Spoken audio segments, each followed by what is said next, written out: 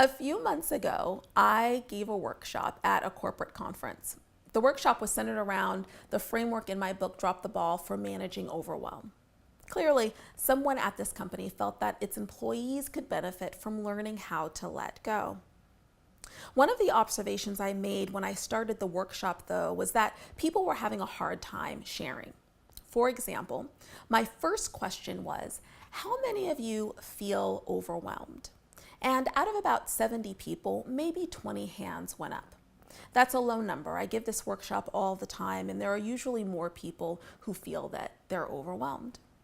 In order to figure out what was going on, I had to level with the audience. And so I said to them, listen, I just came from the keynote in which your CEO put up a slide that showed that you all have achieved record growth by slashing expenses and by slashing headcount.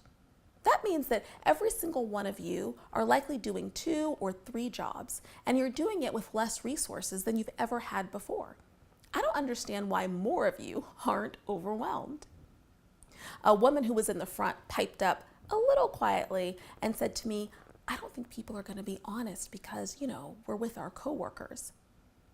I pivoted and I tried to conduct the workshop in a way that would make it more safe for people to share. But even as I was doing that, I had this epiphany. If the people who work for you can't be vulnerable, you can't maximize their talent. Executives are feeling more pressure than ever before to achieve record profits. But if those profits are achieved at the expense of human capital, the entire enterprise is in jeopardy. One of the most important things that managers can do is create an environment in which people can be more human, not less human.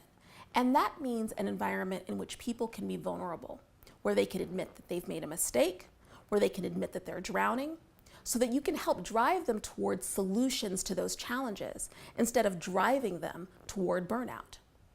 Of course, the most important thing that you can do as a manager to create that environment is to model the behavior yourself. So remember, if the people who work for you can't be vulnerable, you can't maximize their talent. Thank you so much for watching, and I'll see you next time.